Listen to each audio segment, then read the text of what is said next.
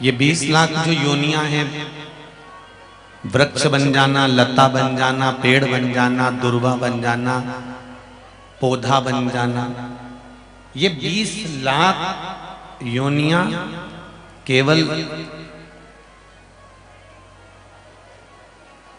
हम दूसरों को जो अपशब्द कहते हैं, दूसरों को जो ताने देते हैं, दूसरों के लिए जो आड़ा टेढ़ा बोलते हैं, दूसरे के लिए हम गाली का संबोधन देते हैं या गलत विचार रख लेते हैं,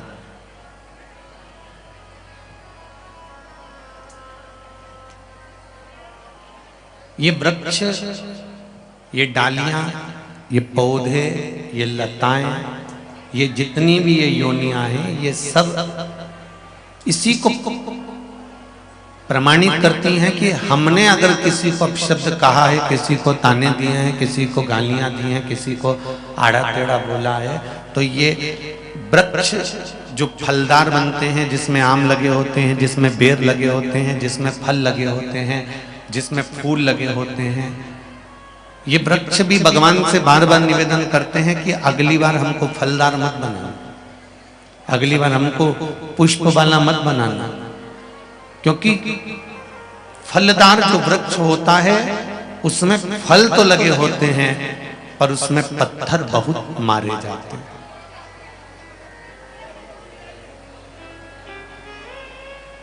फल तो लग गए पर पत्थर बहुत मारे। उसी प्रकार शिव महापुराण की कथा कहती है,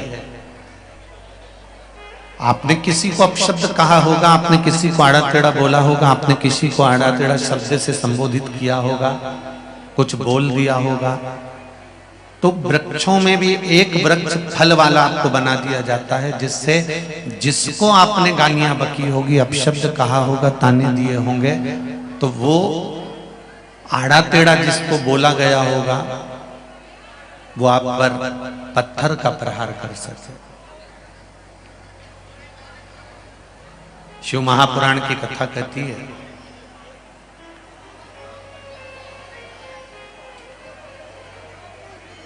कि संपूर्ण ब्रह्मांड में,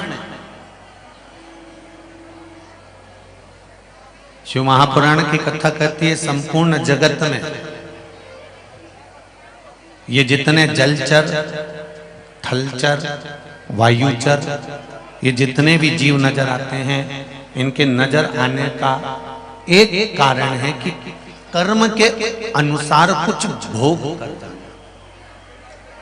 पहले भी कहा, आज फिर कहते हैं, मत बुरे कर्म कर बंदे, मत बुरे कर्म कर बंदे, वरना पछताएगा, भगवान की आंखों से तू बच नहीं पाएगा, तू बच नहीं पाएगा।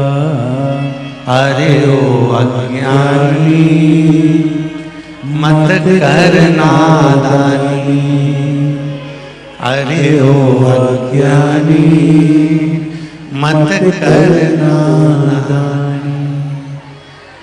तेरे कर्म का फल भी तू ही पाएगा, जैसा किया तूने तेरे आगे आएगा, जैसा किया तूने तेरे आगे आएगा। मत बुरे कर्म कर बंदे, वरना पछताएगा, भगवान की आंखों से तो बच नहीं पाएगा, तू बच नहीं पाएगा। हमने जैसा कर्म करा उसके अनुसार हमें फल भोगना पड़ता है।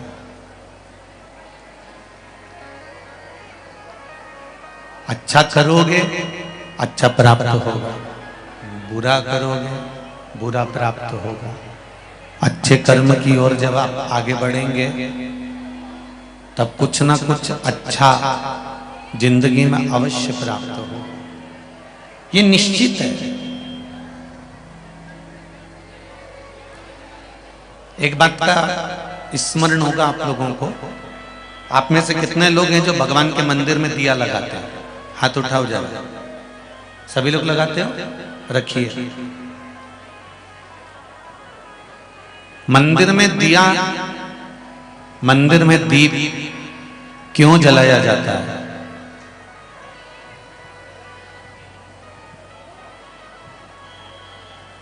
हम मंदिर में दिया क्यों लगाते हैं? मंदिर में दीप क्यों जलाते हैं? मंदिर में दीप जलाने का कारण क्या है?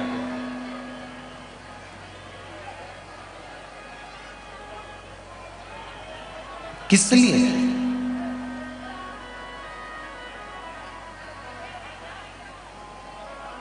मंदिर में दीप जलाने का कारण क्या हो सकता है? मंदिर में दीप किस लिए जलाया जाता है? हम मंदिर जाकर भगवान को दीप क्यों लगाते हैं? किस लिए लगाते हैं? शंभु। ओम नमः शिवाय। ओम नमः शिवाय। ओम नमः शिवाय।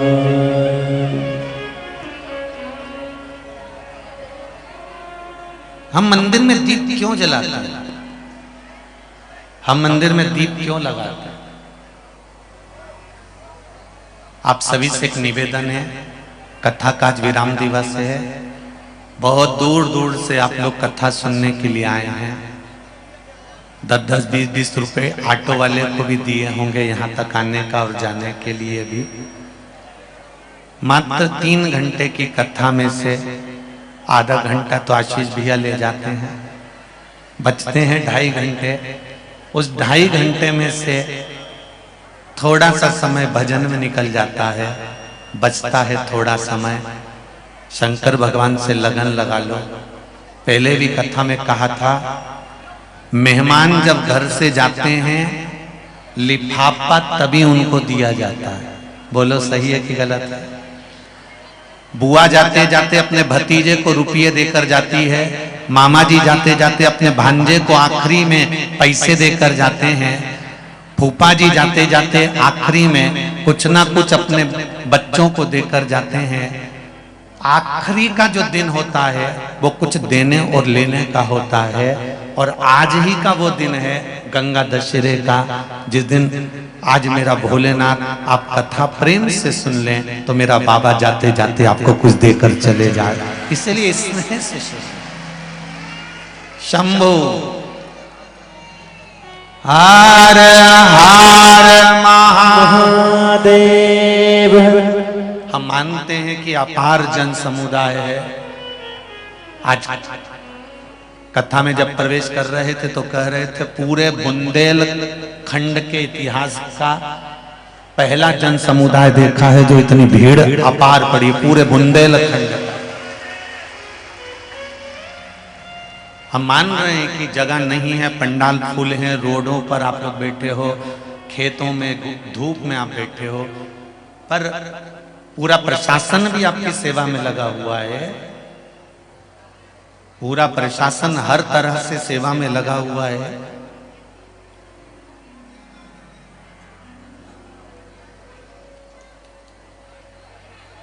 शिव भक्ति में शंकर का स्मरण,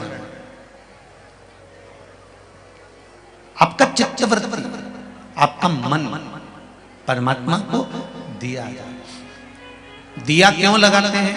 हम मंदिर में दीप क्यों लगाते हैं? दिया लगाने का कारण क्या होता है? दिया लगाने का केवल एक कारण होता है, हम भगवान के मंदिर में प्रकाश करने के लिए दिया नहीं लगाते। हम भगवान के मंदिर में उजाला करने के लिए दिया नहीं लगाते। शिव महापुराण, पद्म पुराण और हमारा शास्त्र वर्णन करता है कि हम जब भगवान के मंदिर में दिया लगाते हैं, दीप प्रज्वलित करते हैं, तो दिया परमात्मा के लिए नहीं लगाते। जब हम दीप प्रज्वलित करते हैं तो जैसे ही मंदिर में प्रकाश होता है वैसे ही हमारी जिंदगी में चारों तरफ प्रकाश होना प्रारंभ हो जाता है।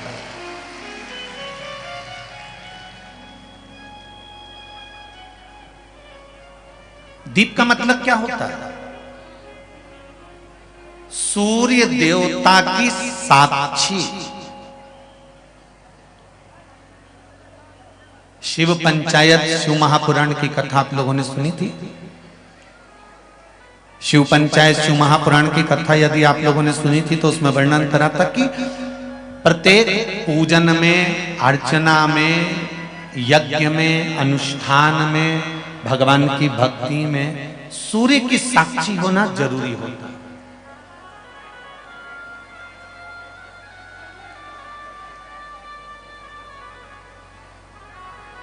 प्रत्येक ब्राह्मण देवता कर्मकांड करने वाले जब ब्राह्मण देव पूजन कराते हैं तो सबसे पहले सूर्य की साक्षी कराकर दीप को प्रज्वलित करते हैं कि ये सूर्य की साक्षी देता है।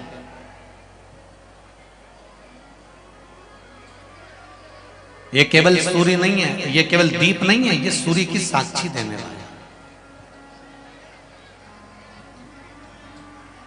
महाराज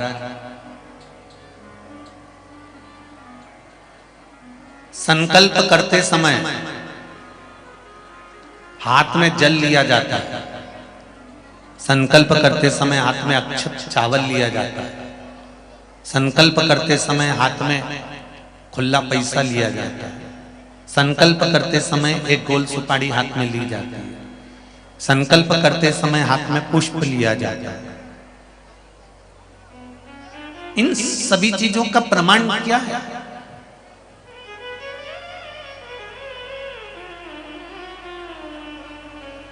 क्यों इन चीजों का प्रमाण कहा गया कि संकल्प लेते समय हाथ में जल लीजिए, संकल्प लेते समय हाथ में चावल लीजिए, संकल्प लेते समय हाथ में आप कुछ मुद्रा धारण कर लीजिए, कोई सुपारी ले लीजिए, जल ले लीजिए? इनका प्रमाण क्या है?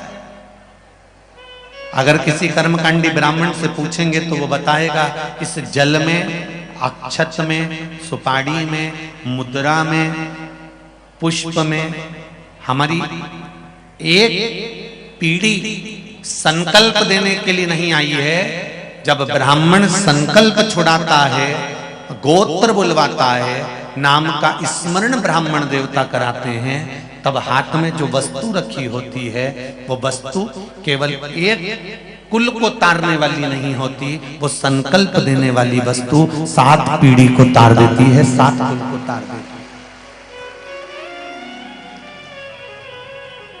उसी तरह मंदिर में लगाया गया दिया केवल मंदिर को प्रकाशित नहीं करता, मंदिर में लगाया गया दीप केवल मंदिर को उजाला नहीं करता, मंदिर में लगाया गया दीप सबसे पहले अगर प्रकाश देता है, सबसे पहले उजाला देता है। तो हमने जैसे ही दीप को प्रकट करा और प्रकट करते से वो दिए ने सबसे पहले प्रकाश हमारे हृदय में करा और हमारी जिंदगी में करा, हमारे जीवन में वो प्रकाश करा।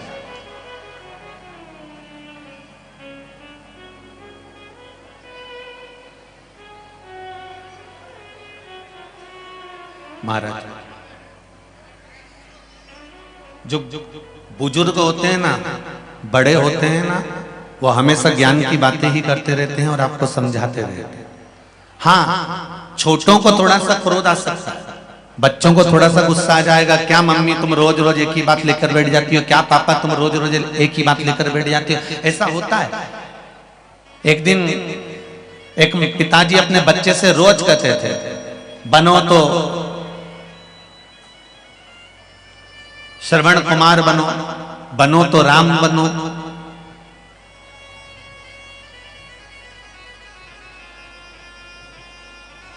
प्रतिदिन एक माता पिता अपने बच्चे को रोज डांटते हैं, बनो तो राम बनो, बनो तो श्रवण बनो, बनो तो राम बनो, बनो तो श्रवण बनो। एक दिन बच्चे को क्रोध आ गया और बच्चा गुस्से में आकर बोला, क्या पापा मम्मी रोज राम और श्रवण बनने को कहते हो, कभी कृष्ण बनने को तो कहते ही नहीं हो।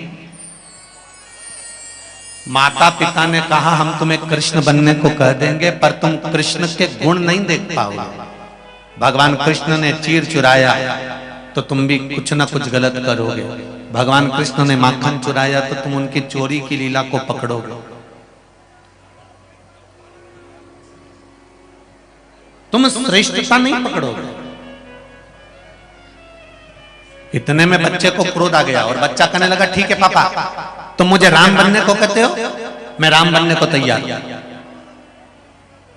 जैसे दशरथ जी ने पूरी सत्ता राम जी को सौंपी थी, चलो मुझे तिजोरी की चाबी सौंपो।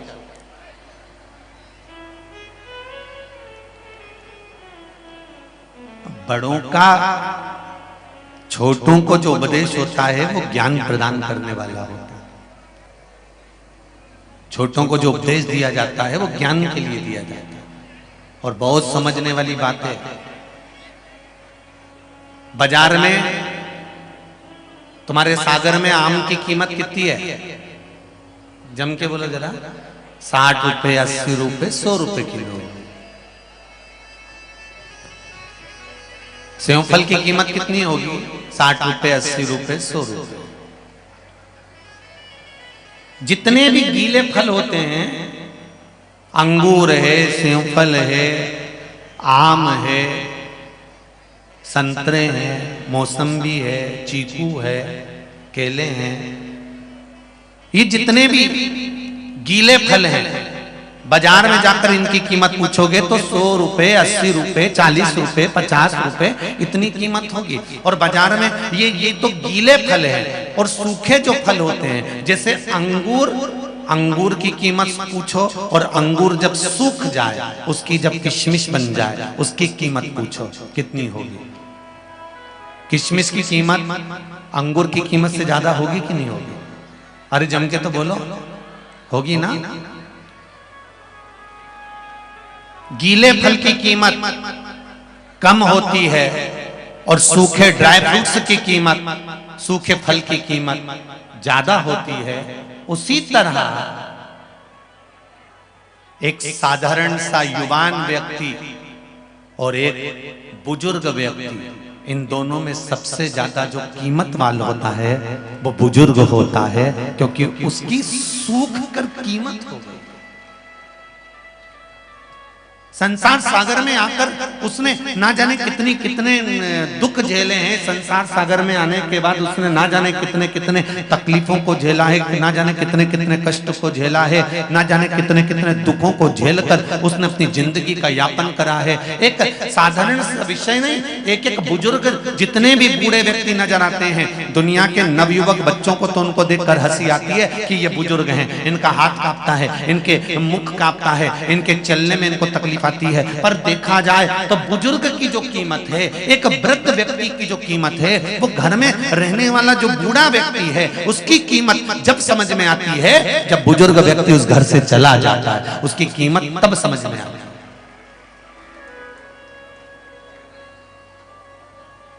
उसकी कीमत को समझो,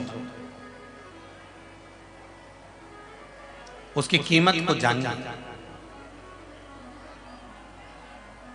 मेरे भोले तेरा सहारा है,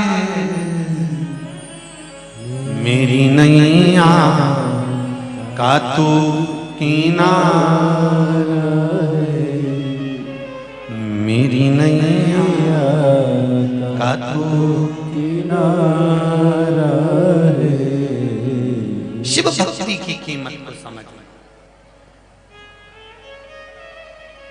संत, साधु, सन्यासी, तपस्वी, साधक, उपासक, इनकी कीमत को हमें समझना। महाराज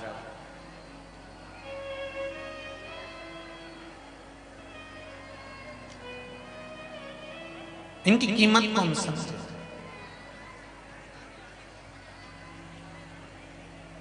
शिव महापुराण की कथा कहती है, भगवान शंकर माता पार्वती के साथ में विराजमान थे।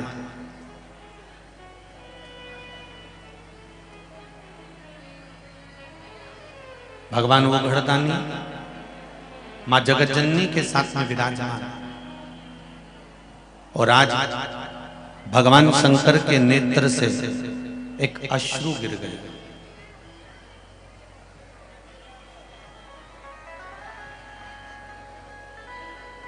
भगवान शिव के नेत्र से एक अश्रु गिर गया और नेत्र बंद करने के बाद जो अश्रु गिरा, उस अश्रु से एक पुत्र ने जन्म लिया जिसका नाम था अंधकासुर।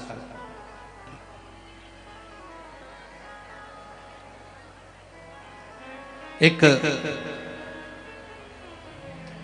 पुत्र ने जन्म लिया जिसका नाम अंधकासुर। महाराज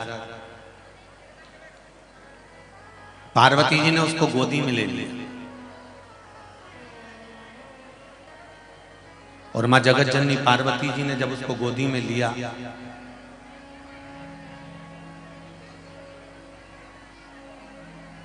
और गोदी में लेकर मां पार्वती उसको शिव जी के सम्मुख में लेकर आ गई। शंकर भगवान के सामने लेकर आकर माता पार्वती जी ने कहा, यह आपका पुत्र है।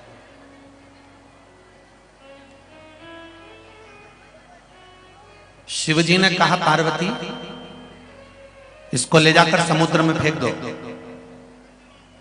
ये मेरे नेत्र बंद करने के बाद प्रकट हुआ है और नेत्र बंद करने के बाद प्रकट हुआ, इसलिए इसकी कोई कीमत नहीं। इसको उठाओ, समुद्र में डाल दो।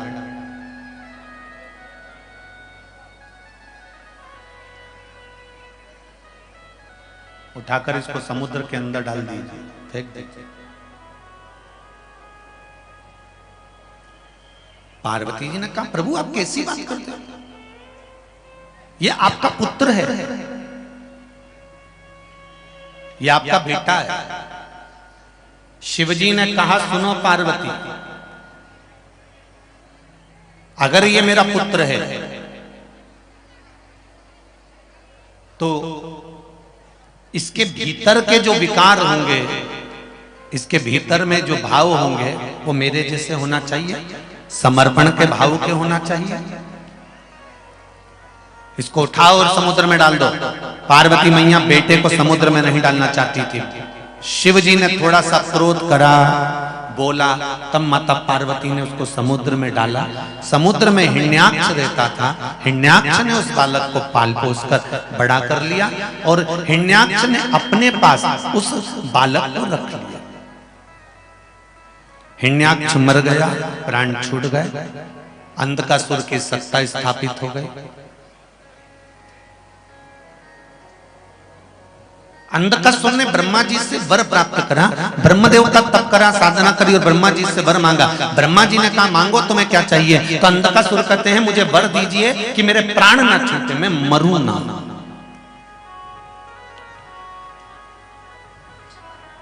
संसार सागर में जितने भी जन्म लेते हैं ना, ये पूरे इसी विचार में रहते हैं कि हम यहां पर परमानेंट रहने आए।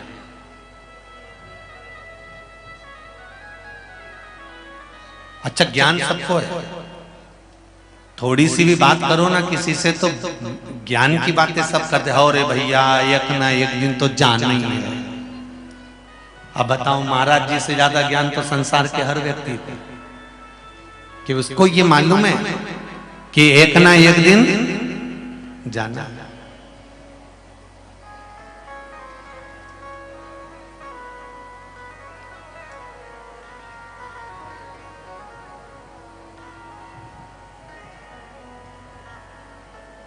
एक दिन प्राण छूट जाना।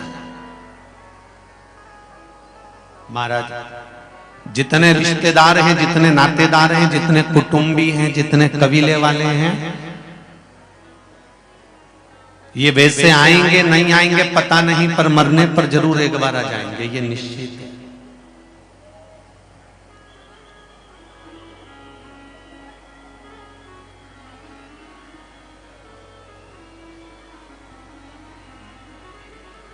अंधकासुर को भी ये लगा कि मैं मरूं ना। संसार में जन्म लेने वाला हर व्यक्ति ये सोचता है कि मेरे प्राण नहीं छूटना चाहिए, मैं अभी मरना नहीं चाहिए। और बिल्कुल सत्य है, एक चींटी को भी अगर आप थोड़ा सा पकड़ने का प्रयास करोगे तो वो चींटी भी भागती है। एक चींटे को भी पकड़ने का प्रयास करोगे तो वो चींटा भी भागता है। एक झिंगुर, एक खटमल, एक माथे में रहने वाला जू, उसको भी पकड़ने का प्रयास करोगे तो वो भी भागता है।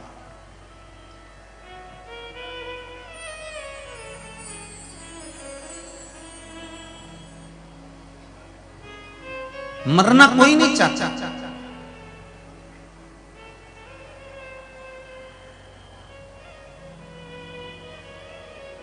परमात्मा ने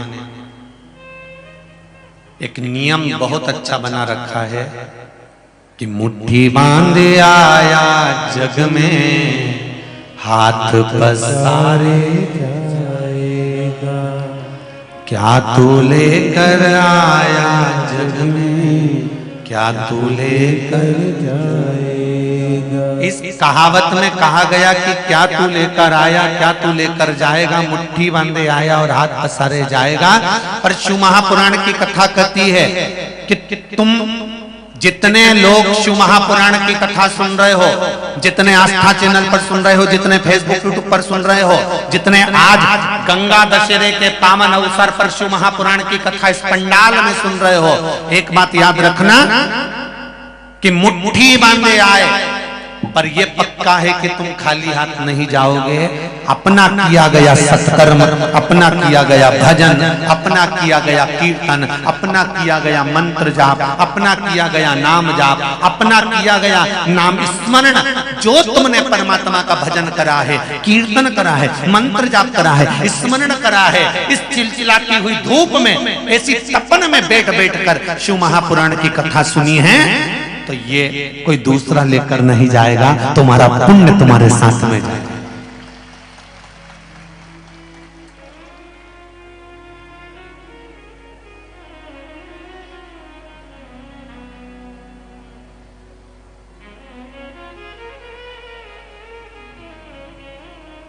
तुम्हारा पुण्य तुम्हारे साथ जाने वाला है, कोई तुम खाली हाथ नहीं जाने वाले हो।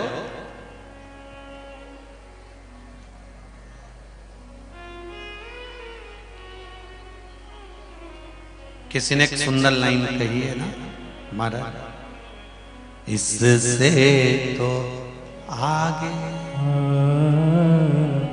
इससे तो आगे भजन नहीं है साथी, हरि के भजन बिन अकेला रहेगा।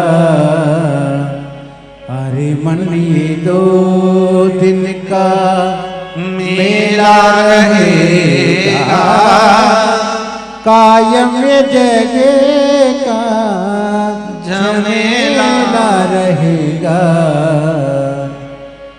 इससे तो आगे, अंतिम समय में केवल एक भजन का साधन है, अंतिम समय में केवल एक परमात्मा के नाम कीर्तन का साधन है, अंतिम समय में केवल एक नाम स्मरण का साधन है, इसके सिवाय कुछ नहीं। शिव का स्मरण,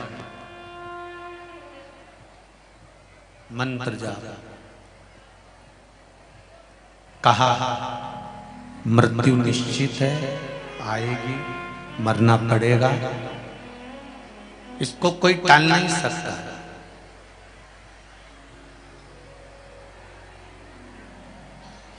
और सुन लो, जितने लोग कथा श्रवण कर रहे हैं, चाहे सागर में बैठकर सुन रहे हो, चाहे टीवी के सामने सुन रहे हो, चाहे मोबाइल पर सुन रहे हो, सब ध्यान लगाकर सुन लो कि मृत्यु निश्चित है, जाना पड़ेगा। पर एक बात का स्मरण अपनी जिंदगी में रखो कि मरने की जो घड़ी होती है, प्राण छूटने का जो समय होता है, उस समय पर तुम सोचो कि भगवान का नाम निकल जाए, भजन निकल जाए, कीर्तन निकल जाए, तो ये नहीं हो सकता। क्योंकि परिवार से इतना मोह होता है, परिवार में इतनी आसक्ति होती है, परिवार में इतनी तृष्णा होती है कि भगवान का नाम निकल ही नहीं सकता, परमात्मा का नाम नहीं निकलेगा। इतनी आसक्ति, इतनी तृष्णा, इतना मोह होता है, इतना मोह होता है कि बड़ा कठिन है भगवान का नाम निकलना। अगर निकलता है तो केवल परिवार वालों का नाम निकलता है, इसके सिवाय नहीं।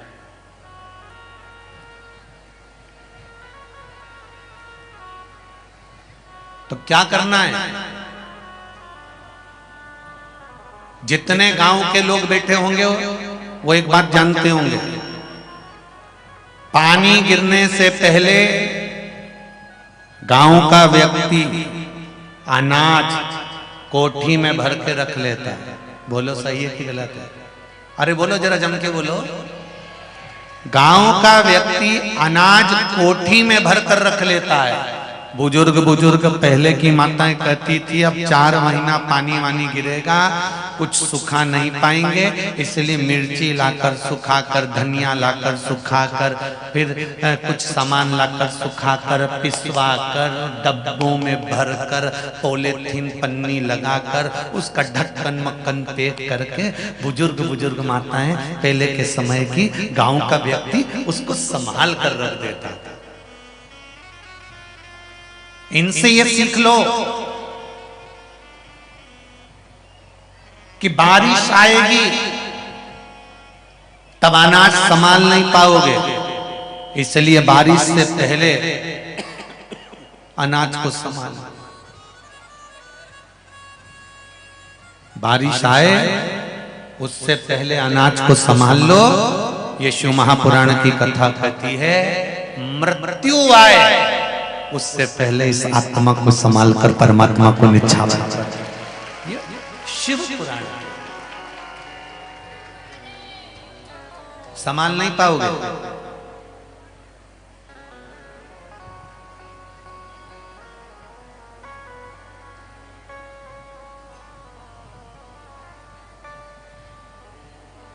घर में शादी आती है तो तैयारी शादी वाले दिन करते हो कि पहले से करते हो?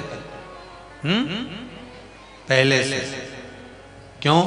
क्योंकि शादी वाले दिन तो लड़की की शादी है तो दूल्हा घोड़ी चढ़ के आएगा, और अगर लड़के की शादी है तो वो घोड़ी चढ़कर जाएगा।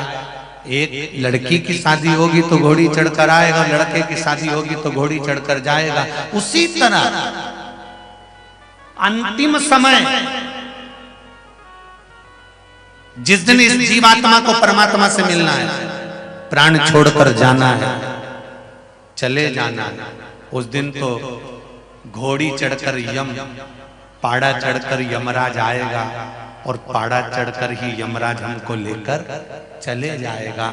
उस दिन कुछ नहीं कर पाओगे, केवल आंख से आंसू झड़ेंगे, नैनों से नीर बहेगा, पलंग पर पड़े रहोगे, डॉक्टर अपना काम करेगा, तब एक तुम्हारे काम जरूर आएगा जो तुमने आज सागर में बैठकर जो शिव महापुराण की कथा सुनी है, ये तुम्हारे अंतिम समय में काम आएगा।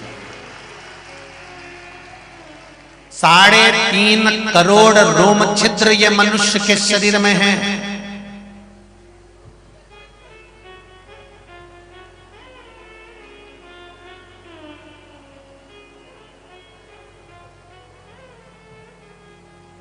एक रोम छिद्र चाहता है कि आप भगवान का भजन करें। एक कथा पहले कही, आज फिर कह रहा है।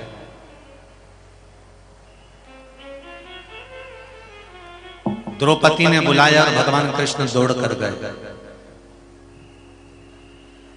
द्रौपदी आवाज लगाई, भगवान कृष्ण दौड़ कर गए। तो सत्यभामा जी ने कन्हैया जी से कह दिया। सत्यभामा जो थी ना थोड़ा बहुत तेज थी, और सत्यभामा जी ने भगवान कृष्ण से कहा, कन्हैया कहां जा रहे हो? आज मेरा ठाकुर इतनी जल्दी जल्दी कहां जा रहा है?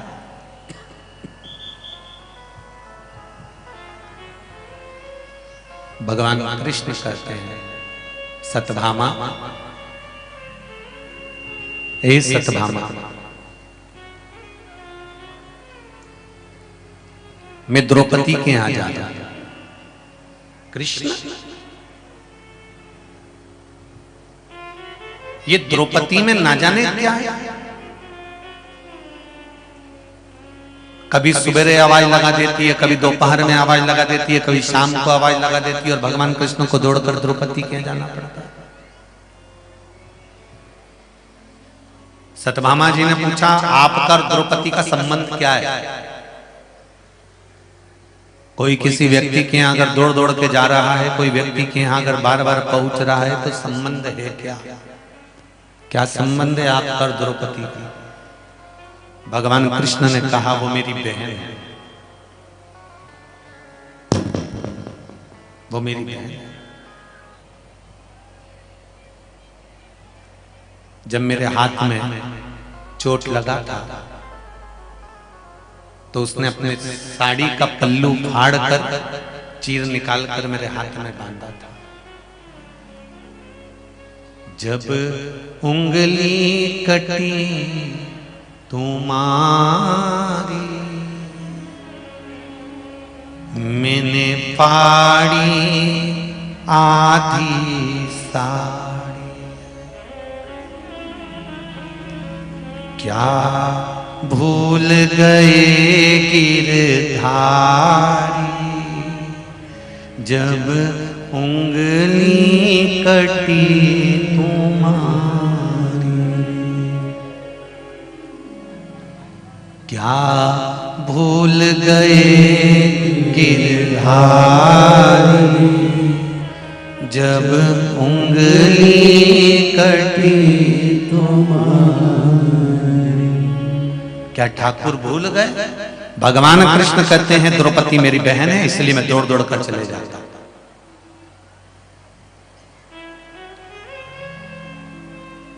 सत्यभामा ने बुद्धि लगाई।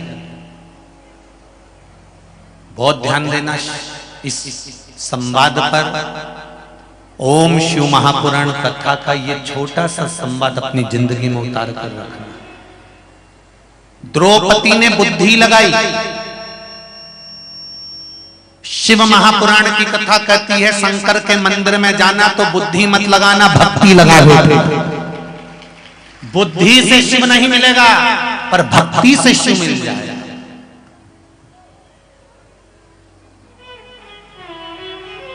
सारी दुनिया में तुम बुद्धि लगा,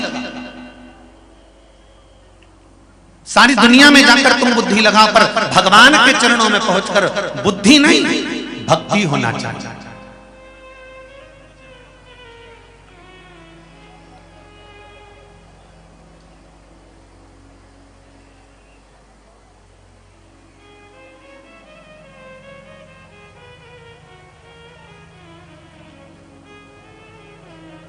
एक व्यक्ति ने प्रश्न किया था, गुरुजी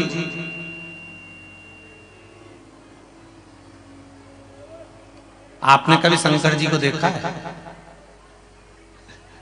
सागर के लोग बहुत प्रश्न करते हैं, ढेर सारे ये सब लिखे पढ़े बैठे हैं, ढेर और इधर भरे हैं।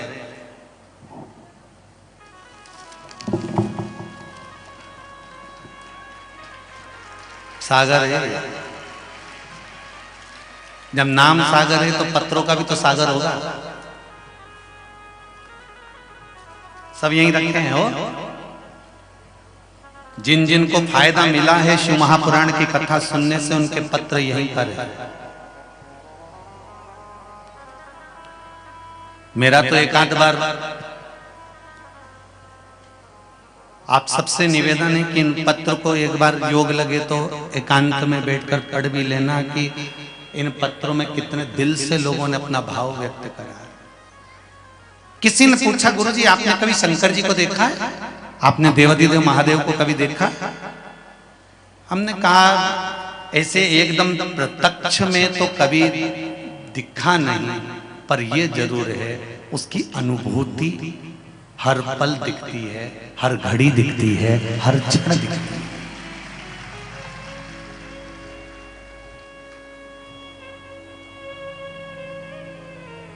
फिर आपने कैसे कह दिया कि भगवान को पुकारो तो भगवान आ जाता है, भगवान को बुलाओ तो भगवान आ जाता है? फिर आप कैसे कह सकते? तो हमने कहा हमारा वेद और पुराण, हमारा शास्त्र कहता है।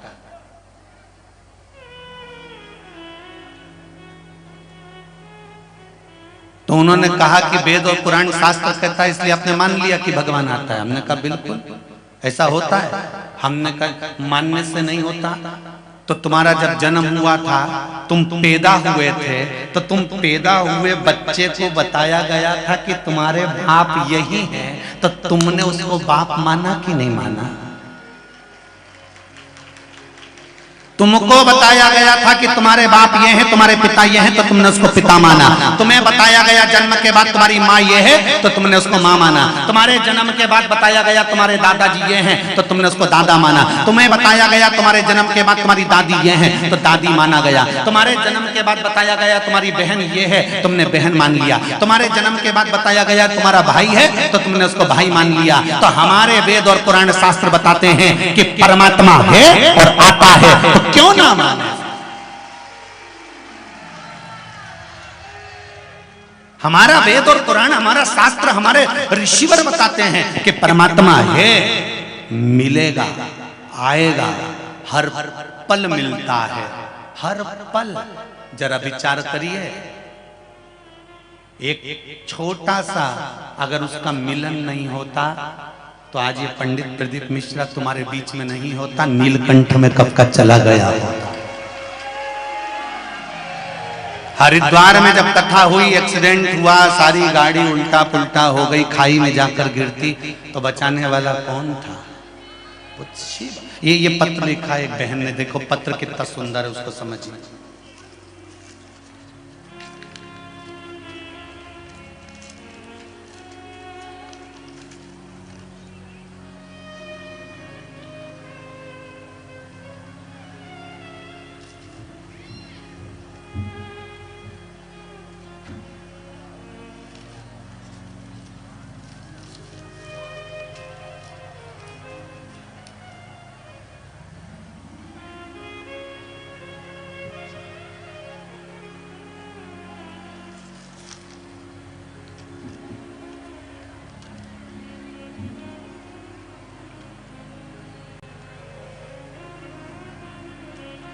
सौरभ केशरवानी, 3/58, सदर बाजार, सागर, मध्य प्रदेश।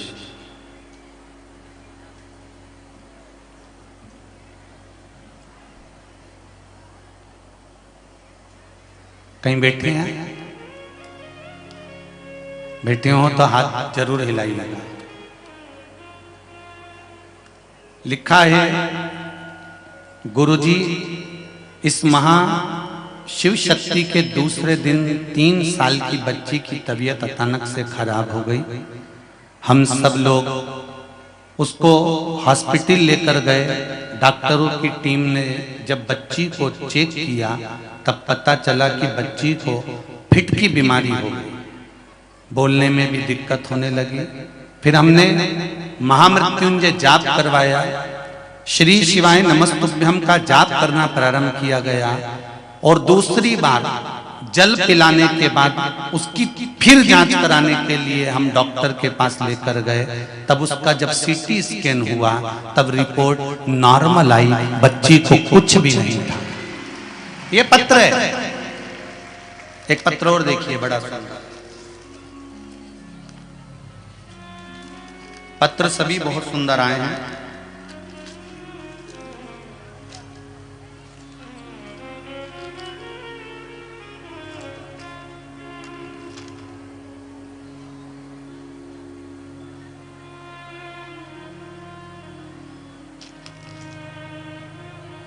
प्रीति राजपूत, जिला सागर, तहसील राहतगढ़। कहीं बैठी हो तो हाथ जरूर हिलाइएगा।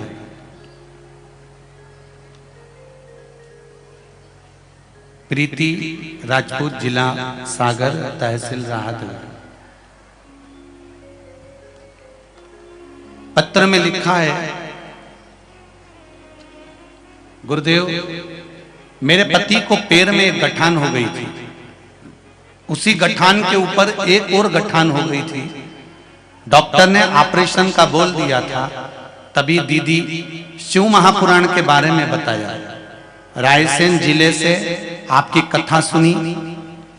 मेरे पति ने 9 अप्रैल को 1 लोटा जल शिव जी को चढ़ाना प्रारंभ करा और एक बेलपत्री खाना प्रारंभ करी रात को मेरे पति के पांव की जो गठान थी वो फूट गई और फिर डॉक्टर को जांच कराया तो अब पांव पूर्ण तरह से आराम लग गया है, अब कोई गठान उसके शरीर में नहीं है। ये शिव भक्ति है, ये शंकर का स्मरण है, ये शंकर का अनुमोदन है। तेरी कृपा बिना न हिले एक भी, लेते हैं श्वास तेरी कृपा से तनो तनो। हे गंगाधार मुक्ति द्वार ओमकार तू, भोले ओमकार तू। आयो शरण तिहारी शंभो तार ताज तू। एक बार भगवान की भक्ति को धारण कर लेना, एक लोटा जल भगवान शंकर को समर्पित कर देना, एक बेलपत्री शिव को समर्पित कर देना। मैं तो किसान भाइयों से भी निवेदन करूंगा, आपको लगता है कि आपकी फसल आपके खेत में आती है, बहुत सुंदर दिखती है, पूरा हरा खेत दिखता है, पूरी लहराती हुई फसल दिखती है, पर फसल उतनी नहीं निकलती या पैसा उतना नहीं आता और कर्जा कर्जा बढ़ता चले जाता है। तो उनसे भी निवेदन करूंगा, सारी समस्या का हल एक लोटा जल। जिस दिन तुम खेत में बीज बोने के लिए जाओ, प्रत्येक किसान भाइयों से कहूंगा, जिस दिन खेत में बीज बोने के लिए जाओ, शंकर भगवान से कहकर जाना, ये जमीन तुम्हारी है, एक एक कंकर में शंकर तुम ही समाये हो। एक लोटा जल शिव जी को चढ़ाओ, उसी जल को वापिस झेल कर जहां बीज बोने जा रहे हो, शुरुआत की जगह पर उस जल को छीट कर और बीज बोना प्रारंभ करो। फिर बाबा संभाल, उसको देखना है।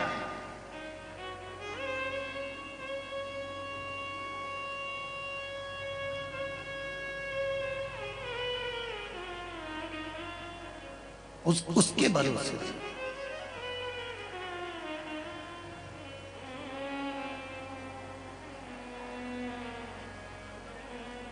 अटूट विश्वास परमात्मा पर रखो।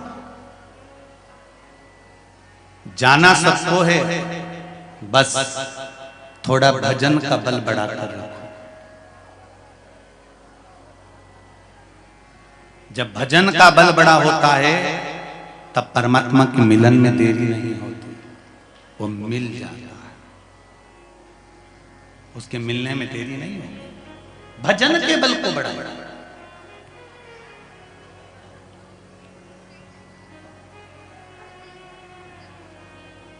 अंधकासुर ब्रह्मा जी से वर मांग रहे हैं, मैं मरूं ना। ब्रह्मा जी कहते हैं ये निश्चित है कि तुम्हें मरना पड़ेगा, और कुछ मांग लो। तो मुझे वर दीजिए, जिस दिन मैं अपनी मां को गलत दृष्टि से देखूं उस दिन मेरे प्राण छूटें। ब्रह्मा जी ने तथास्तु कह दिया। जब तथास्तु मिला तब अंधकासुर को समझ जाना था कि ब्रह्मा जी ने तथास्तु कहा है, मतलब मैं माता को गलत दृष्टि से देखूंगा उस दिन मेरे प्राण छूटेंगे। ये अंधकासुर को यह मालूम था कि ना तो मेरी माँ है, ना मेरा बाप है, ना मेरा पिता है, ये कोई भी नहीं, मेरा कोई नहीं।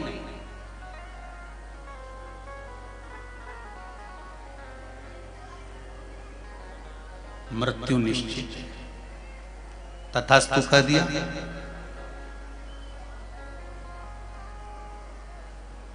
अब अंधकासुर ने अपने नगर में पहुंचने के बाद अपने दूतों से कहा, अपने सैनिकों से कहा, जरा पता करो मुझे शादी करना है, जो सुंदर कन्या हो, सुंदर लड़की हो, उससे मुझे विवाह करना है। इतने में दूतों ने कहा, जो सबसे ज्यादा सुंदर थी उसको तो शंकर जी लेकर चले गए, देवाधिदेव महादेव लेकर चले गए। जो सुंदर है उसको देवाधिदेव महादेव ले गए। क्या पार्वती इतनी सुंदर है? हाँ। अंधकासुर ने कहा विवाह करूंगा तो पार्वती के साथ। माता पार्वती को देखने के लिए गया और माता पार्वती को देखकर मोहित हो गया। शिव महापुराण की कथा कहती है, उसने वर मांगा था, जिस दिन मैं अपनी माता को गलत दृष्टि से देखूं उसी दिन मेरे प्राण छूटे। आज पार्वती को गलत दृष्टि से देखा, इसलिए अंधकासुर का अंत समय आ गया और काल भैरव ने प्रकट होकर अंधकासुर का वध कर दिया। बहुत ध्यान देना महाराज, आज गंगा दशहरा है। क्या है आज? गंगा दशहरा। गंगा दशहरे का मतलब जानते हो आप लोग? केवल गंगा जी का नाम ले लेने से, एक लोटा जल शंकर भगवान को आज समर्पित कर देने से, या गंगा जल का एक जरा सा छींटा शरीर पर पड़ जाने से 10 पापों से मुक्ति मिल जाती है। दशहरा का मतलब है 10 पाप से मुक्त हो। पहला पाप है किसी के घर का बिना पूछे कोई सामान उठाकर हमने भोग कर लिया हो, तो उस पाप से मुक्ति। गंगा दशहरे के 10 पाप से मुक्ति दिलाता है गंगा दशहरा। दूसरा, किसी ब्राह्मण, किसी गुरुजन को मुख से अपशब्द कह दिया हो, तो आज ही का दिन है जिस दिन पाप कर्म से मुक्ति मिल जाती है। तीसरा, किसी स्त्री को, किसी नारी को, किसी कन्या के प्रति, स्त्री के प्रति, नारी के प्रति अगर गलत सोच लिया हो या गलत कर्म हमने कर दिया हो, तो उस पाप से मुक्ति गंगा दशहरे का दिन दिला देता है। चौथा,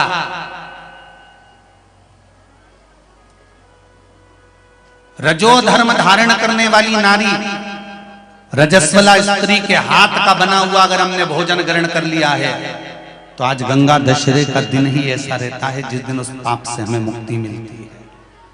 पांचवा, किसी के यहां सूतक, सूतक जानते हो सभी लोग, या सावड़। सूतक का मतलब होता है किसी के यहाँ कोई मर गया और उसके यहाँ का तुमने भोजन या पानी ग्रहण कर लिया।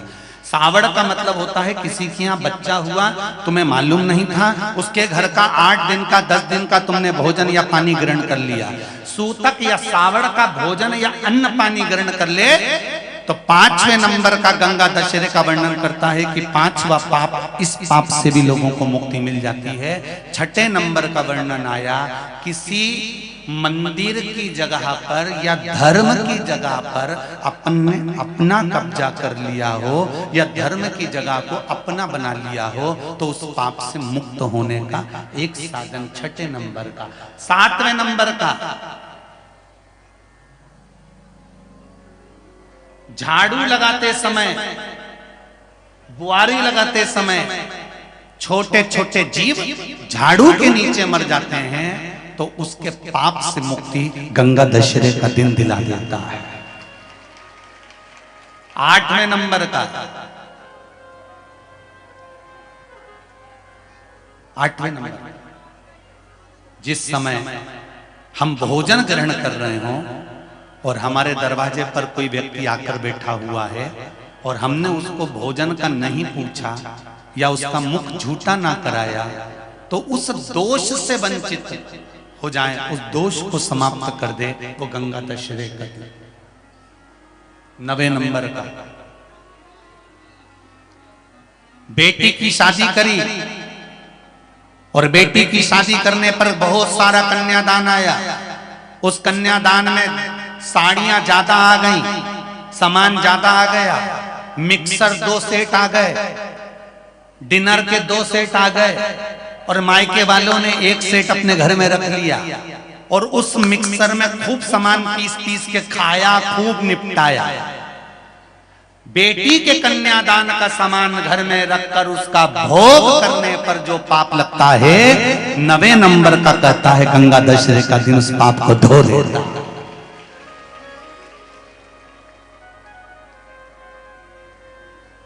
10वें नंबर का महाराज, यदि किसी तीर्थ में जाकर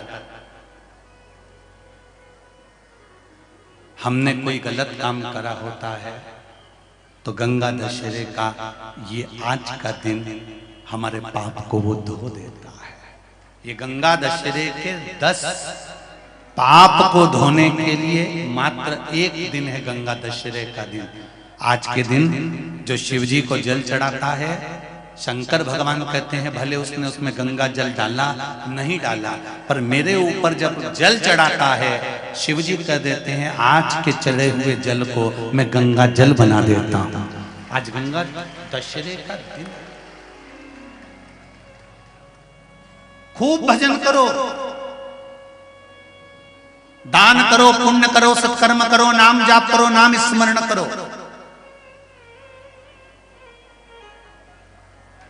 और शिव मंदिर में चढ़े हुए जल का थोड़ा सा सिंचन जरूर करो। अंधकासुर के प्राण छूटे, अंधकासुर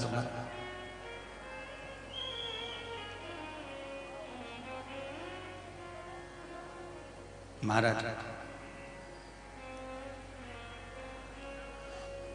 समय आया, मंथन हुआ, मंथन में सबसे पहले निकली तो गौ माता निकली। समुद्र मंथन में सबसे पहले जो प्राप्त हो रही है वो गौ माता प्राप्त हो रही है। इससे पहले ना विष निकला ना अमृत निकला, सबसे पहले गौ माता निकली, क्योंकि राष्ट्र की रक्षा के लिए, धर्म की रक्षा के लिए, भारत भूमि की सभ्यता और संस्कृति की रक्षा के लिए, सनातन धर्म की रक्षा के लिए गौ माता का प्रकट होना बहुत जरूरी था कि गाय है तो पृथ्वी भी बनी ही रहे। गौ माता का प्रकट होना था।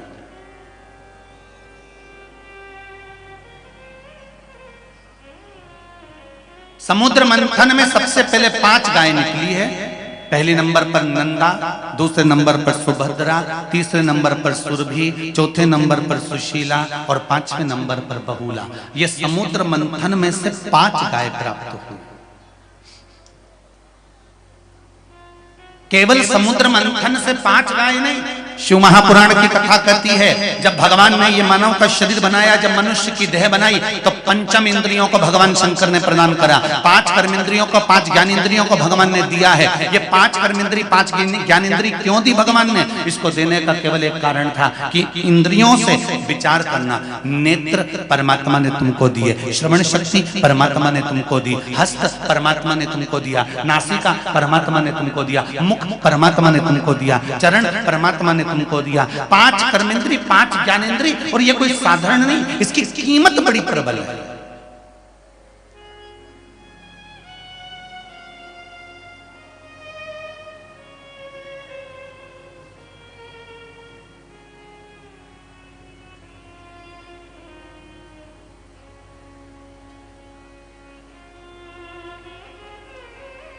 इसकी कीमत को हमें जानना है। एक पर हम सोचते हैं कि केवल हम ही विद्वान हैं या हम ही चतुर हैं, दूसरे को हम चतुर नहीं समझते, तो ये हमारी मूर्खता है। एक सेठ जी अपने नौकर को लेकर जमींदार जी घूमने के लिए निकले, गांव में गए तो गांव के लोगों ने सोचा बहुत दिनों के बाद सेठ जी आए हैं, जमींदार जी आए हैं, क्यों ना इनका सम्मान करा जाए। गांव के लोग एक टोकनी में आम लिया और एक बोतल में गन्ने का रस लिया, ईख का रस, गन्ने का रस लिया। अब उन्होंने सेठ जी को कहा, सेठ जी लो, हम आपके लिए भेंट लेकर आए। सेठ जी ने वो फल लिए और रस लिया और वो जूस लेकर, रस लेकर और फल लेकर सेठ जी ने उसको कपड़ा ढक दिया और कपड़ा ढककर नौकर को अंदर बुलाया। अंदर बुलाकर कहा, सुनो, इस डलिया में एक चिड़िया है और इस बोतल में जहर है, मेरे घर पहुंचा देना, मैं आ रहा हूं, इधर उधर मत कर देना और डलिया का कपड़ा मत उठाना, नहीं तो चिड़िया उड़ जाएगी।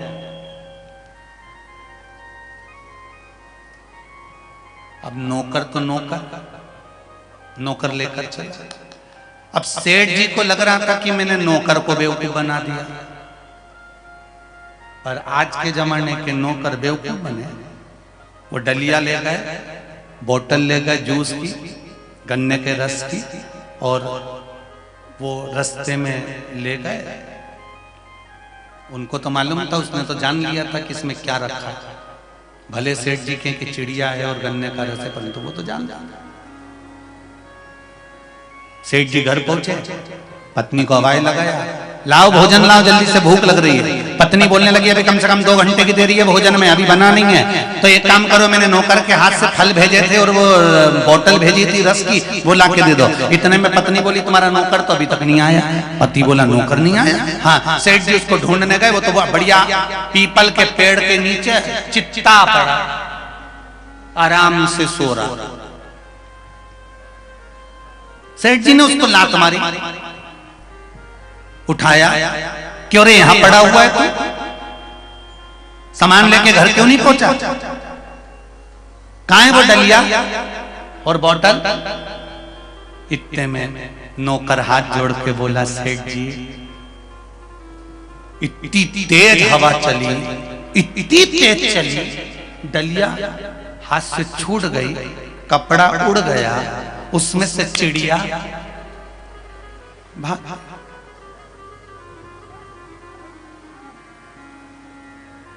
फिर मुझे डर लगा, आपकी दी हुई चिड़िया भाग गई तो आप मुझे बहुत मारेंगे।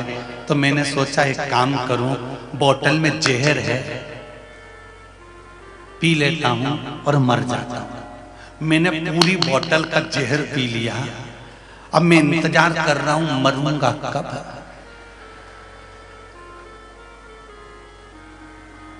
अब मैं इंतजार कर रहा हूं, मरूंगा कब। सेठ जी ने 2 धड़के दिए। पहले तो बताओ उसमें चिड़िया कहां से आई? तो कि तुम ही बोले थे कि उसमें चिड़िया है और बोतल में जहर है। ये दुनिया का भ्रम है। आपको लगता है कि आप जितने अच्छे से भगवान का भजन करते हो उसके बराबर कोई नहीं कर सकता। आपको ये लगता है कि शंकर जी की आराधना आप करते हो, दूसरा कोई नहीं कर सकता। आपको लगता है कि भगवान की भक्ति आप करते हो, दूसरा नहीं कर सकता। जितना बल आप परमात्मा के भजन में लगाते हो, हमेशा अपनी भक्ति का अभिमान नहीं आना चाहिए। ये सोचा करो कि हो सकता है मुझसे भी कोई प्रबल होगा जो भगवान का भजन करता होगा, स्मरण करता होगा, भगवान उनकी सुनता है। कितना सुंदर संवाद है। एक वो भगवान कृष्ण का पेट दुखा, देवऋषि नारद आए, रुक्मणी जी से पूछा क्या हुआ? भगवान का पेट दर्द कर रहा है, तो कुछ देती क्यों नहीं हो भगवान को दवाई औषधि? रुक्मणी जी कह रही, मैंने पूछा कि तुम्हारा पेट दुख रहा है तो तुमको क्या दें? तो क्या बोले भगवान? भगवान कह रहे हैं जो मुझे ज्यादा चाहता हो उसके चरण की रज लाना। तो भगवान देवऋषि नारद ने कहा, रुक्मणी मैया तुम बैठो सिंहासन पर, मैं अभी रज दे देता हूं। रुक्मणी जी को सिंहासन पर बिठाकर देवऋषि नारद पांव में से रज निकालने लगे तो रुक्मणी जी ने मना कर दिया, मेरे चरण की रज मत देना, मेरा पति है। सतभामा जी से कहा तुम दे दो, जामवंती से कहा तुम दे दो, लक्ष्मणा मित्रवृंदा सबसे कहा कि भगवान को चरण की रज दे दो, किसी ने नहीं दिया। तब देवऋषि नारद वहां से उदास होकर वृंदावन चले गए। बीच में राधा जी मिल गई। राधा जी ने पूछा, नारद क्या हुआ? नारद जी कहते हैं भगवान का पेट दुख रहा है। पेट दुख रहा है? हाँ। तो उनको कुछ देते क्यों नहीं हो? भगवान को चरण की रज चाहिए। जो भगवान को ज्यादा प्रेम करता हो, जो भगवान को ज्यादा चाहता हो, उसकी चरण की रज चाहिए। तो राधा जी बोली, एक काम करो, मेरे चरण की रज ले जाओ। जैसे ही नारद जी ने चरण की रज झड़ाने को चालू करा, राधा जी ने कहा, रुको नारद, मेरे चरण की रज तो ले ही जाओ, साथ में मेरे ब्रज मंडल में जितनी गोपियां हैं उनके चरण की रज भी ले जाओ।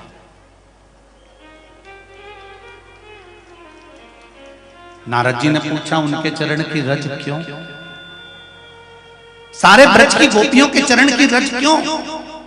तो राधा जी का शब्द याद रखना मेरे शंकर के भक्तों, शिव के जितने भक्त हैं वो राधा जी का एक संवाद याद रखना। राधा जी कहती हैं, कृष्ण के लिए तुम गोपियों के चरण की रज भी ले जाओ। नारद, हो सकता है मुझसे ज्यादा इस ब्रजमंडल की गोपियां कृष्ण को और ज्यादा चाहती हैं, मुझसे ज्यादा प्रेम करती हो, इसलिए आप इनके चरण की रज ले जाओ। और नारद जी ने सारी गोपियों के चरण की रज ली, इतनी सी रज थी वो इतनी हो गई। नारद जी ने सिर पे रखकर डोलते डोलते नारद जी अपना शीश हिलाते हिलाते हिलाते हिलाते पहुंच गए। भगवान को रज दी। भगवान ने पूछा, नारद इतनी सारी रज क्यों लेकर आया है? नारद जी बोले, महाराज जी दवाई का पूरा पत्ता लेकर आ गया, पूरा पत्ता दवाई का लेकर आ गया हूं मैं। जब जब पेट दुखा करे तब तब निकाल के खा लिया कर। ये एक गोपी के चरण की रज नहीं है, संपूर्ण गोपियों के चरण की रज है। शिव महापुराण की कथा कहती है, शंकर जी के मंदिर में एक लोटा जल चढ़ाने जाओ या बेलपत्री चढ़ाने जाओ या चावल का दाना चढ़ाने जाओ या एक मूंग का दाना भी आप शंकर भगवान को चढ़ाने के लिए जा रहे हो, एक पुष्प की मात्र एक पत्ती भी अगर आप भगवान शंकर को चढ़ाने के लिए जा रहे हो तो तुम्हारे भीतर ये अभिमान नहीं आना चाहिए कि मैं भगवान को ज्यादा समर्पित करती हूँ, मैं भगवान को ज्यादा पूजती हूँ। नहीं, तुम्हारे भक्ति को तुम ये सोचना कि मेरे से भी ज्यादा करने वाले पड़े हुए हैं, पर मेरे भोलेनाथ मेरी सुनेंगे जरूर, ये विश्वास के साथ में समर्पित कर। शिव पुराण कह रहे हैं, विष अमृत निकलने से पहले निकली है गौ माता। उस गाय को प्रकट करने का कारण केवल इतना था कि भारत के भूमि की सभ्यता, संस्कृति और विरासत को बचाए रखना। बहुत ध्यान से सुनिएगा महाराज जी। भगवान देवाधिदेव महादेव को दूध चढ़ाने से, ये दुनिया के जो ये लोग जो बोलते हैं ना कि इतना भगवान को दूध मत चढ़ाओ, उसकी जगह गरीब को पिला दो। सनातन धर्म में जन्म लेने वाला एक एक सनातन धर्म में जन्म लेने वाला व्यक्ति भगवान को भी दूध उतना ही चढ़ाता है और गरीब को भी दूध उतना ही पिलाता है। किसी सनातन धर्म पर उंगली उठाने की जरूरत नहीं है कि भगवान को जो दूध चढ़ा रहे हो उसकी जगह गरीब को पिला दो। सनातन धर्म में, हिंदू धर्म में जन्म लेने वाला, सनातन धर्म में जन्म लेने वाला एक एक व्यक्ति जानता है कि शंकर को दूध चढ़ाने का अलग रखता है तो गरीब को पिलाने के लिए दूध अलग रखता है। ये सनातन धर्म का जान। फिल्म में जरा सा बता देने से कि शंकर जी का दूध की जगह गरीब को पिला दो, सनातन धर्म वाले से पूछो तो सही। उसके दरवाजे पर अगर कोई खड़ा होता है तो भूखा और प्यासा नहीं जाता। हमारा सनातन धर्म इतना प्रबल धर्म है। कोरोना महामारी में, जब कोरोना महामारी चली थी, सारे धर्म के स्थानों से दान पुण्य धर्म करा गया था। कोरोना महामारी में एक एक सनातन धर्मी के घर से कुछ ना कुछ दिया जरूर गया था। बोलो री जी सही है कि गलत है?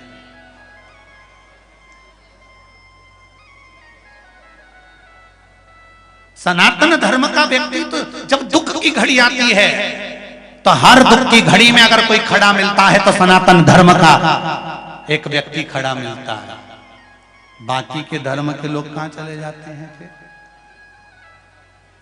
इसलिए सनातन धर्म का व्यक्ति, कोई तुमसे कहे कि शिव जी को दूध चढ़ाने से क्या होता है, शंकर भगवान को जल चढ़ाने से क्या होता है, शंकर भगवान को मूंग का दाना चढ़ाने से क्या होता है, शंकर जी को चावल चढ़ाने से क्या होता है, शंकर जी को बेलपत्र चढ़ाने से क्या होता है, दुनिया के कई लोग इसको ढोंग कह देंगे, प्रपंच कह देंगे, कई लोग बुराई करने वाले कह देंगे ये तो ढोंग बना रखा है, सियोर वाले महाराज ने प्रपंच रचा रखा है, ढोंग कर रखा है। तो वेद व्यास जी ने शिव महापुराण में ये मूंग का क्यों लिखा, चावल का क्यों लिखा, शहद का क्यों लिखा, जल का क्यों लिखा, दूध का क्यों लिखा, बेलपत्री का क्यों लिखा, धतूरे का क्यों वर्णन करा? रुद्राक्ष का वर्णन वेद व्यास जी ने क्यों वर्णन करा? क्यों हमारा शास्त्र कहता है कि रुद्राक्ष देओ तो रुद्राक्ष लेओ, रुद्राक्ष गले में धारण करो तो रुद्राक्ष का पानी पियो। दुनिया के लोगों को अगर ढोंग और ढकोसला लगता है तो इनकी बुद्धि सनातन की नहीं है, ये तो लगता है कि किसी और के द्वारा जन्म ले लिए गए हैं, इसलिए इनकी बुद्धि बिखर गई है।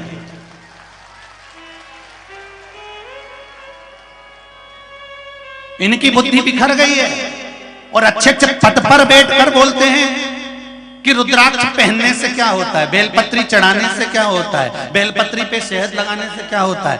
इन पत्रों में से मेरा आप लोगों से निवेदन है, सागर वालों, इन पत्रों में से कोई एक पत्रकार बंधु भी यहाँ बैठकर इन पत्रों में से छाटे, और इन पत्रों में कम से कम 50 से 100 पत्र ऐसे हैं कि बेलपत्री में शहद लगाने से, शिव जी को चढ़ाने से किस किस को नौकरी मिली और किस किस को फल मिला, यहाँ तक वर्णन। एक पत्र तो यही रखा होगा, देखिए एक व्यक्ति की नगर पालिका में नौकरी लग गई मात्र बेलपत्री पर शहद लगाकर चढ़ाने से। पत्र में शंभु शरण पड़े मांगो घड़ी रे घड़ी दुख काटो, दया करी न दर्शन आपो, शरण पड़े मांगो घड़ी रे घड़ी दुख काटो, दया करी न दर्शन आपो, दया करी न दर्शन आपो, घड़ी मांगो घड़ी रे घड़ी दुख काटो, दया करे न दर्शन आपो। जिसने पत्र लिखा है पीपल, जिसने पत्र लिखा है जिसमें लिखा है बेलपत्री को शहद चढ़ाकर लगाने से मेरी सरकारी नौकरी लग गई, अगर वो बैठा हो तो खड़े हो जाए। इसमें ढूंढने में थोड़ा समय लगेगा, 2 पत्र तो मिल गए।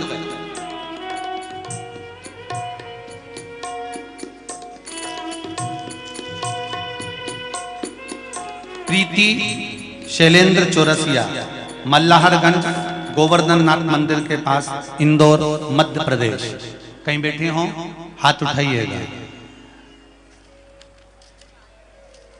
गुरुदेव जी का उपाय करना, बेलपत्री पर शहद लगाकर आना, फिर बाबा का चमत्कार देखना। भोले बाबा जी तुझे फर्स्ट डिवीजन ही पास करेंगे, ये मेरा विश्वास है। गुरुदेव बाबा जी की ऐसी कृपा हुई कि उसे, मेरे बच्चे को 70% अंक से बाबा ने उत्तीर्ण करा है। ये शिव भक्ति। एक और पत्र है,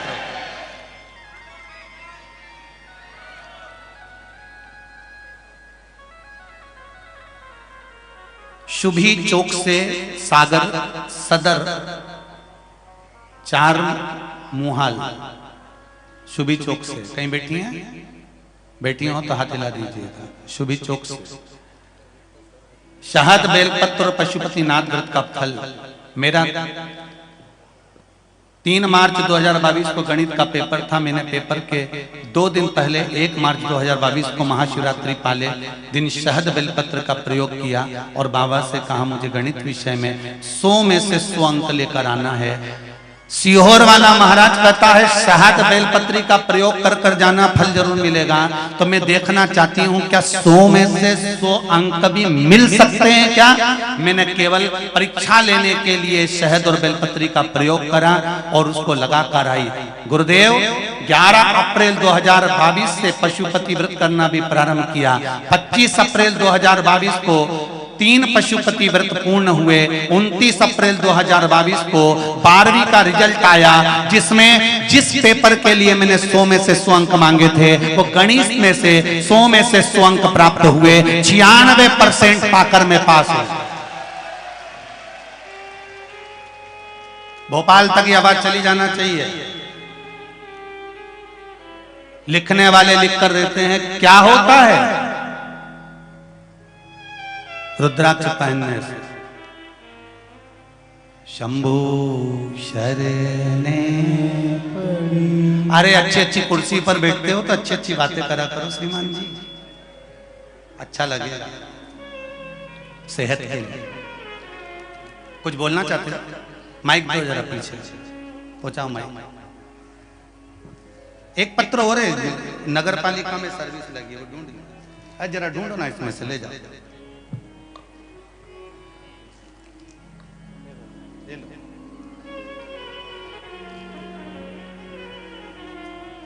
पहुंचाओ जल्दी जल्दी पहुंचाओ जरा माइक। श्री शिवाय नमस्तुभ्यम।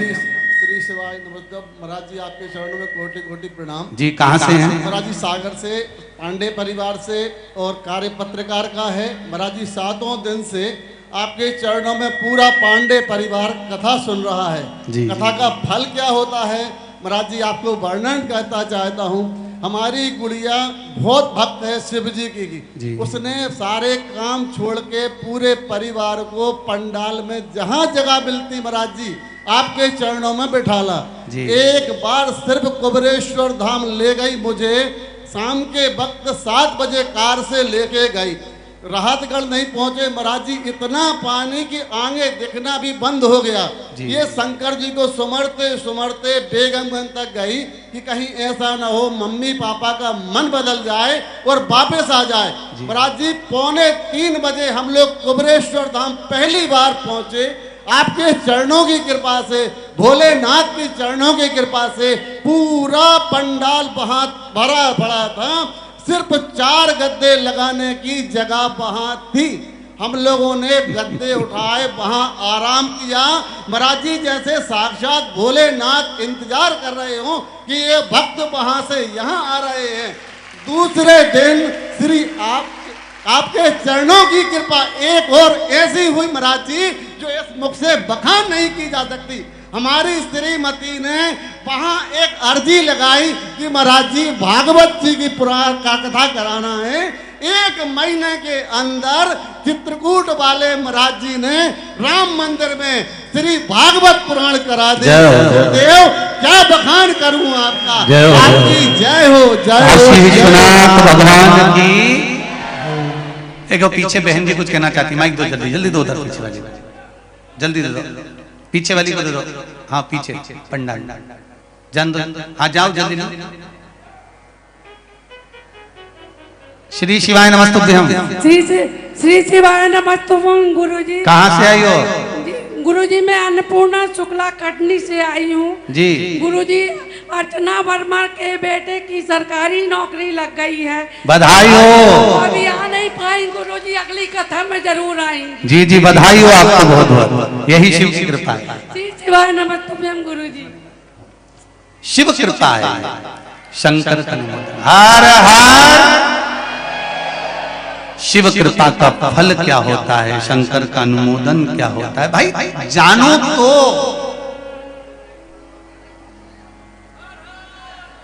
दिल से एक बेलपत्र, एक चावल का दाना समर्पित। ए पीली साड़ी वाली को भी दे दो जरा माइक जल्दी से, फिर आप किसी को नहीं देंगे, जरा बैठ जाओ बाकी के लोग, जल्दी दो। हाँ दो दो। श्री शिवाय बोलो गुरुजी। श्री शिवाय नमस्तुभ्यम। श्री शिवाय नमस्तुभ्यम। सही मिलियो गुरु। हाँ जी हाँ गुरुजी मैं कल आ भी नहीं सकती थी यहाँ पर, लेकिन मुझे पंडाल में हटाने की कोशिश करी, लेकिन शिव जी की कृपा थी तो मैं यहाँ पर बैठी हूँ। जय हो जय हो। गुरुजी मैं यहाँ पर आई तो मुझे तुरंत चाय का और रस जय हो बंद हुआ। बाबा की कृपा।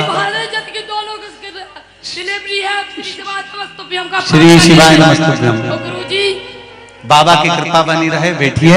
यही शिव की कृपा है जो बाबा ने आपको यहाँ बुलाया और बिठाया। हर हर महादेव। शिव कृपा बिना कुछ नहीं होता। एक चावल का दाना भी अगर आप शंकर भगवान को चढ़ा रहे हो, एक लोटा जल भी चढ़ा रहे हो, तो उसका फल जरूर मिलता है। सारी समस्या का हल अब दुनिया के लोग इसको ढोंग कह दें, प्रपंचा कह दें, चाहे कुछ भी कह दें, पर अपनी भक्ति में कमी नहीं आना चाहिए, स्मरण में कमी नहीं आना चाहिए। आप शिव महापुराण की कथा कहती है, भगवान शंकर पर एक कटोरी में अगर थोड़ा सा दूध भी लेकर जा रहे हो शिव जी को चढ़ाने के लिए तो वो बहुता है। मेरा देव अधिदेव महादेव कभी नहीं कहता कि मुझे बहुता में देना। मेरा देव अधिदेव महादेव हमेशा कहता है कि मुझे थोड़ा भी देना तो श्रेष्ठ देना। जब आज तो यहां कथा विराम हो जाएगी, 12 तारीख से ऑनलाइन, किसी को आने की जरूरत नहीं है, 12 तारीख से ऑनलाइन शिव महापुराण की कथा 1 बजे से 4 बजे तक कुबेरेश्वर धाम से श्रवण करने को आप लोगों को ऑनलाइन प्राप्त हो। आना नहीं, केवल ऑनलाइन कथा श्रवण करना 1 बजे से 4 बजे तक। और कृपा करना, जब तक हम ना बोले मंच से कि तुम आओ तब तक मत आना, तुमसे निवेदन।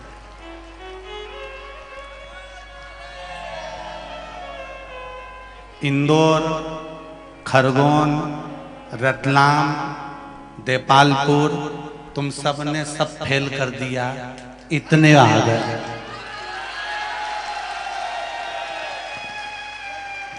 सारे पंडाल सब छोटे कर दिए दादा। सागर वालों, ईमानदारी की बात, तो तुमने सागर को महासागर कर दिया। गजब इकट्ठे हो गया। शिव कृपा। और प्रशासन को भी बहुत बहुत धन्यवाद दूंगा साहब, यहाँ के सारी प्रशासन क्या मुस्तैदी से संभाल रही है, बहुत बहुत साधुवाद है साहब, ये शिव कृपा है। और चाहे मेडिकल लाइन हो, चाहे कोई हो, एक आपके यहाँ के पंडित नीरज जी बचकैया जी हैं, उन्होंने तो 7 बस लगा के रखी है, पहले दिन से ले जाना लाना, धन्यवाद है साहब। और बता रहे थे रात्रि को इतने लोग हो गए कि 1,500 से 2,000 3,000 लोग तो यहाँ पर सोए हुए थे। और बता रहे थे कि सागर से कोई कड़ी चावल बना के ले आया बड़े बड़े भगोने में और आइसर गाड़ी में भरकर सबको खिलाने बैठ गए। यहाँ के केसरवानी परिवार भी अपनी व्यवस्थाएं चला रहा था। लोग क्या क्या यहाँ सागर वालों ने कहीं बिस्कुट, कहीं मिक्सचर, कहीं नमकीन, कहीं कुरकुरा, कहीं वेफर्स, कहीं ठंडाई, क्या क्या बाटी है रात रात को। तो माता एक तो झोले में भरी रखी, सही में गागर और सागर, जय हो तुम्हारा महासागर। शिव कृपा है, और ये बाबा की कृपा बिना मिलता भी नहीं। और एक बात जरूर कहूंगा, पटकुई गांव के क्षेत्र में कथा हो रही है, पर आसपास के जो 40-50 गांव लगे होंगे, इन गांव के लोगों ने जो अपनी सभ्यता और अपना विश्वास दिखाया है, शायद ही कहीं देखने को मिला। यहाँ का ग्रामीण अंचल का जो एक एक व्यक्ति, कथा 11 बजे चालू हुई, 8 बजे से लोग धूप में खड़े हैं, लगातार धूप में खड़े होकर कथा का रसपान कर रहे हैं। ऐसा प्रेम, ऐसा स्नेह नहीं देखा। शिव कृपा है, भगवान शिव की भक्ति है। फल क्या होगा ये तो देवाधिदेव महादेव जानता है, हम तो केवल एक निमित्त मात्र हैं कि आपको कह सकते हैं कि शिव की आराधना करो और विश्वास रखकर करो, भरोसा। गाय का दूध शिव को समर्पित हो। शंकर भगवान ने विष पिया, नीलकंठधारी कहलाए, अमृत देवताओं को दिया। देव अमृत पीकर भी इतने प्रबल नहीं बन पाए जितना मेरा देवाधिदेव महादेव बन पाए। ध्यान देना, अमृत पीने वाला देव कहलाता है और विष पीने वाला देव कहलाता है। संसार के लोगों को जो सुन ले और सुनकर भी शांत रहकर अपने जीवन में धारण कर ले, वही महादेव है, वही महादेव। भगवान के 12 ज्योतिर्लिंग का प्रसंग श्रवण कराया। सोमनाथ जी का वर्णन तुमरुका जी चंचुला देवी को कहते हैं। चंचुला देवी, चंद्रदेव को काया का रोग हो गया, काया गलने लगी। चंद्रदेव ने देव ऋषि नारद से पूछकर शंकर भगवान की आराधना करी। नारद जी ने किसको शिव भक्ति में लगाया? 12 ज्योतिर्लिंग में नारद जी की भूमिका कहां रही है? नारद जी की शादी किसके साथ हुई थी? नारद जी के कितने बच्चे थे? नारद जी की माता कौन थी? पिता कौन थे? ये सारा प्रसंग देव ऋषि नारद शिव महापुराण की कथा में अपन सब 12 तारीख से दोपहर में 1 बजे से 4 बजे तक आस्था चैनल पर ऑनलाइन श्रवण करेंगे। उसका महत्व क्या है? देव ऋषि नारद ने चंद्रदेव को लगा दिया शिव भक्ति में और शंकर जी की आराधना कर कर पार्थिव शिवलिंग का निर्माण करा, तो चंद्रदेव पर भगवान शंकर की कृपा हो गई, काया का रोग ठीक हो गया, भगवान सोमनाथ जी के रूप में विराजमान हो गए। अगला वर्णन आया है श्री मल्लिकार्जुन। कार्तिकेय बाबा रुष्ट होकर चले गए थे, भगवान ने उनको शंकर पार्वती ने जाकर मनाया सेलम पर, भगवान मल्लिकार्जुन के रूप में विराजमान हुए। अगला वर्णन आता है दूषण नाम के राक्षस को मारने के लिए भगवान कालों के काल महाकाल प्रकट हुए। दूषण नाम के राक्षस को यह वर था कि इसका रक्त जहां जहां गिरेगा वहां से दूसरा राक्षस प्रकट हो जाएगा। शंकर भगवान ने ब्राह्मणों से कहा अगर इस राक्षस को मारना है तो तुम मेरी बहन को बुलाकर आओ। शंकर भगवान की एक ही बहन थी जिसका नाम था क्षिप्रिया।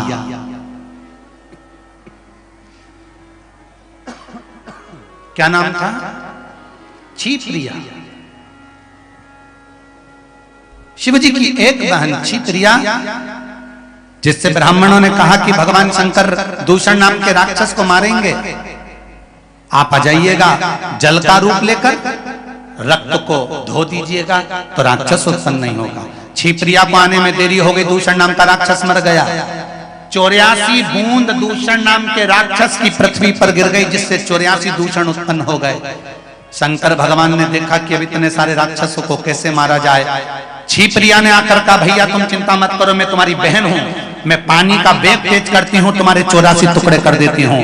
मेरे देवाधिदेव महादेव के 84 टुकड़े कर दिए, 84 रूप में मेरे महादेव हो गए। महादेव 84 रूप धारण कर कर दूषण नाम के राक्षस का संहार करे, तो शिवजी ने दूषण नाम के राक्षस का काल बनकर उसका संहार करा, तो शिवजी का नाम महाकाल हो गया। भारत की भूमि पर केवल एक उज्जैनी सांदीपनी ऋषि की वो पावन धरा एक ऐसी है जहां पर मेरे देवाधिदेव महादेव 84 रूप में विराजमान है, जहां मेरे देवाधिदेव महादेव 84 महादेव के रूप में विराजमान है। ऐसे मेरे देवाधिदेव महादेव विराजमान है। अगला वर्णन आता है ओंकारेश्वर। विंध्य नामक पर्वत ने तप कर कर भगवान को प्राप्त करा। फिर वर्णन आता है श्री केदारेश्वर।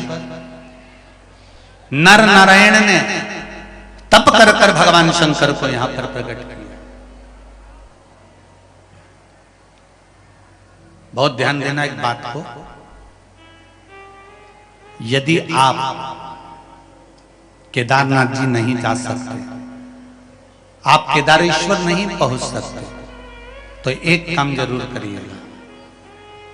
आपके घर में गाय का दूध आता हो, गाय के दूध पर मलाई चढ़ जाती हो और उसका अगर घी बना हुआ हो, 1 चम्मच घी, थोड़ा सा भी घी एक डब्बी में भरकर अगर कोई केदारनाथ जा रहा हो और उसको दे दिया जाए और कहा जाए ये घी केदारेश्वर बाबा पर चढ़ा देना, तो एक विश्वास मानकर चलना कि शिवजी पे चढ़े हुए घी से, हमारे घर के गए हुए घी से अगर केदारनाथ जी बाबा पर मालिश हो जाती है तो हमारे घर में कभी बड़ी बीमारी प्रवेश नहीं कर पाती।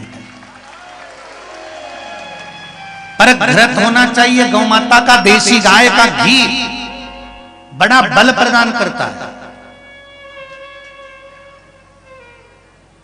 अभी हैदराबाद की कथा में कहा था कि गाय का घी अशोक सुंदरी वाली जगह पर लगाकर एक बिंदी घर के द्वार पर लगा दिया, प्रदोष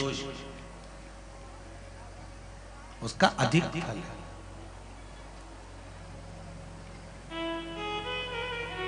महाराज नर नारायण के लिए भगवान केदारेश्वर के रूप में प्रकट हुए। जिन पांडवों ने शंकर भगवान को पाने के लिए तप करा, साधना करी, शिव मिलते नहीं, केवल केदारेश्वर की एक भूमि एक ऐसी है जहां पर भगवान शंकर का दर्शन पांडवों को हो जाता है। और एक बात अपने भीतर उतार कर रखिएगा, ओम शिव महापुराण की ये कथा सागर की, किसी भी शिव मंदिर में तुम जाते हो, शंकर जी का पूजन करते हो, उस शिव मंदिर को हल्के में मत लेना। ये मन में विचार कर कर पूजन करना कि मैं 12 ज्योतिर्लिंग का पूजन इस मंदिर में कर रही हूं। शंकर का कंकर और कंकर शंकर कभी अलग नहीं हो सकते। जो 12 ज्योतिर्लिंग का स्वरूप होता है वही आपके नगर में, आपके गांव में, आपके मोहल्ले में, आपके क्षेत्र में, जिस गांव में आप पूजन करने जाते हो, शंकर का अनुमोदन करने जाते हो, उस गांव में जो शिवलिंग है उसका भी बल बड़ा बड़ा। फिर अगला वर्णन करा है भीमा शंकर का। कुंभकर्ण की धर्म पत्नी थी करकटी, करकटी का पुत्र था भीम। उसने अपनी माता सी से पूछा कि मेरे ताऊ को और मेरे पिता को किसने मारा, तो कहा भगवान ने मारा। देवताओं से बदला लेने के लिए उसने यज्ञशाला, मंदिर, देवालय सब तोड़ दिए।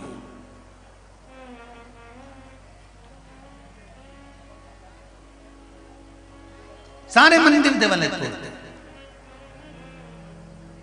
और मंदिर देवालय तोड़कर खुद के मंदिरों का निर्माण कर लिया कि मेरी पूजन करो, मैं ही सब कुछ। एक बहुत ध्यान देने वाली बात है, जो गुरु आपसे कहे कि मेरी पूजन करो, जो गुरु आपसे कहे कि मेरा फोटो लगाओ, जो गुरु कहे कि मेरी ही आराधना करो, समझ लेना वो गुरु नहीं है, केवल घंटाल। जो गुरु आपसे कहे कि भगवान के मंदिर जाइए, हमारा सत्य सनातन धर्म केवल एक हमको मार्गदर्शन करता है कि हमें राम मंदिर, कृष्ण मंदिर, शिव मंदिर, भगवान के मंदिर में जाकर भगवान की आराधना करना है। शिव महापुराण कभी कोई ऐसा उपाय नहीं बताती कि आप उसके यहाँ जाओ या उसके यहाँ जाओ। शिव महापुराण तो केवल एक उपाय बताती है कि जो भी उपाय करना वो शंकर के दरवाजे पर जाकर करना, शिव के द्वार पहुंच जाओ। कैसे भी तुम मंदिर जाओ तो सही, और एक बार उसके दरवाजे तक पहुंच जाओ, एक बार उसके मंदिर तक पहुंच जाओ। जो गाय रोज रोज दरवाजे पर आती है, तुम एक दिन दरवाजा बंद करोगे, 2 दिन दरवाजा बंद करोगे, 3 दिन दरवाजा बंद करोगे, एक ना एक दिन तुम्हारे मन में दया जरूर आएगी और तुम गाय को बाहर निकलकर एक रोटी जरूर दोगे। उसी तरह जो शंकर जी के मंदिर जाता रहता, रोज जाओ, उसके दरवाजे पर रोज पहुंचो, प्रणाम करो, नमन करो, उसके चरणारविंद को स्मरण करो, झाड़ू लगाओ, पोछा लगाओ, एक लोटा जल चढ़ाओ, बेलपत्र चढ़ाओ, चावल का दाना चढ़ाओ, चाहे मूंग का दाना चढ़ाओ, चाहे आप पुष्प चढ़ाओ। शंकर के मंदिर जब रोज जाते रहोगे और कितना भी भारी दुख तुम्हारे जीवन में होगा, ये निश्चितता है मेरा देव अधिदेव महादेव उस दुख को काटेगा जरूर। उसका द्वार मत,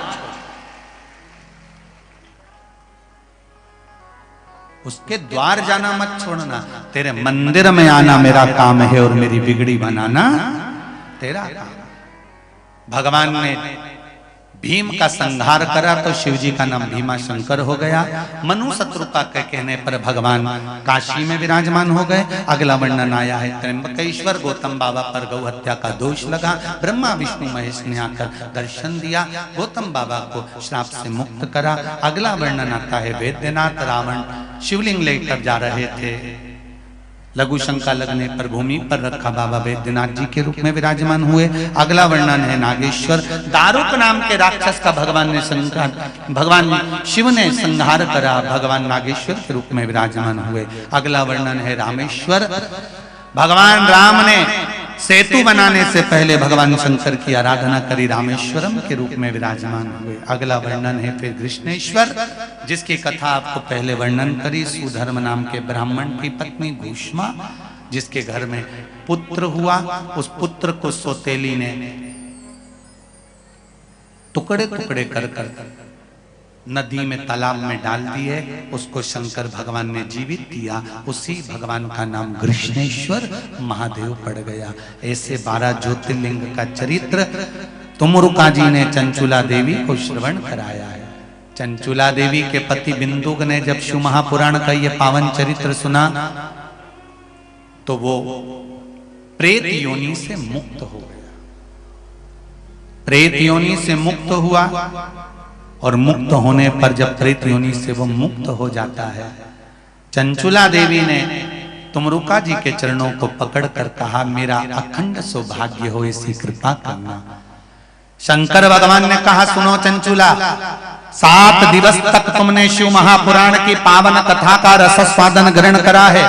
7 दिन तक तुमने शिव महापुराण की कथा को सुना है, इसलिए तुम विधवा होने पर भी, वेदव्य होने पर भी अखंड सौभाग्यवती वापिस बनोगी, ये मेरा आशीर्वाद है। चंचुला देवी वापिस अखंड सौभाग्यवती पद प्राप्त कर ली, अपने पति के लोक को चली गई। ऐसी शिव महापुराण की कथा श्रवण करी। शंकर भगवान उठकर जब खड़े हुए तब तुमरुका जी ने कहा, प्रभु आप जा रहे हैं, आज कथा का विराम दिवस है, कुछ कृपा कर जाइए। शंकर भगवान ने अपने मस्तक की बेलपत्र उठाकर शिव पोथी पर समर्पित करी और शिव पोथी पर चढ़ाते हुए शंकर भगवान ने कहा, प्रतिदिन जो शिव महापुराण पर चढ़ी हुई बेलपत्र है वो औषधि का कार्य करती है, पर विराम की जो बेलपत्र होती है वो संपदा, वैभव और लक्ष्मी कुबेर भंडार का कार्य करती है। ऐसी बाबा ने आनंद कराते हुए सुंदर भाव और आनंद के साथ शिव महापुराण की कथा का रस तत्व ग्रहण करते हुए कहा, हे भोले बाबा, तुमरुका जी कहते हैं ऐसी कृपा करना शंभु। बाबा, शिव महापुराण की कथा जो जीव श्रवण करता है, चाहे आप आस्था चैनल पर सुन रहे हो, फेसबुक यूट्यूब पर सुन रहे हो, चाहे इस पावन धरा पर सुन रहे हो, बाबा देव अधिदेव महादेव की कथा जो श्रवण करे, बाबा उसकी मनोकामना पूर्ण करे। यही भाव रखते हुए आप हमारे साथ में 5 बार शिव महापुराण के मूल मंत्र का स्मरण करेंगे। बाबा से विनती करेंगे, बाबा हमको ऐसा धन देना, वैभव देना, हम भी एक बार जीवन में शिव महापुराण की कथा करवा पाए, ऐसी कृपा आप हम पर भी कर देना। बाबा से निवेदन करते हुए सभी प्रेम के साथ, आनंद के साथ अपनी जगह पर बैठकर श्री शिवाय नमस्तुभ्यं, श्री शिवाय नमस्तुभ्यं, श्री शिवाय नमस्तुभ्यं, श्री शिवाय नमस्तुभ्यं, श्री शिवाय नमस्तुभ्यं। देव अधिदेव महादेव से निवेदन करते हुए आज सागर की इस पावन धरा पर केशरवाणी परिवार द्वारा जो शिव महापुराण की कथा चल रही थी वो विराम ले रही है। ओम शिव महापुराण की कथा यहाँ विराम लेकर 12 तारीख को 1 बजे से 4 बजे तक टीवी चैनल पर वापिस देव ऋषि नारद शिव महापुराण की कथा सुने। मेरा पुरुषों से भी निवेदन है, माताओं से भी निवेदन है, बच्चों से भी निवेदन है, हमारे जीवन को सार्थक बनाएं। मनुष्य की देह मिली है, सारी समस्या का हल एक लोटा जल। कलयुग नहीं, शिव युग आया है, इसलिए शंकर की आराधना करो। बाबा सबके संकट काटेगा, उस पर विश्वास रखो। यहाँ वहां नहीं जाना, शिव जी पर भरोसा रखना, विश्वास रखना। जिन दान दाताओं ने आजीवन भोजन भंडारे के सदस्य बने हैं, उनसे निवेदन है आप आजीवन भोजन भंडारे के सदस्य बने हो, एक बार सीहोर में आकर कुबेरेश्वर धाम में आकर देखो कि तुमने जो 21,000 रुपए जमा कर आजीवन भोजन भंडारे के सदस्य बने हो, तो तुम्हारे दिए गए दान से हजारों लोग प्रतिदिन भोजन कर रहे हैं। तुम्हारे हृदय को उससे संतुष्टि होगी, प्रसन्नता होगी। जो लोग कुबेरेश्वर धाम के निर्माण के लिए जो सहयोग राशि दिए हैं, गौशाला के लिए दिए हैं, भोजनशाला के लिए दिए हैं, उनको बहुत बहुत साधुवाद।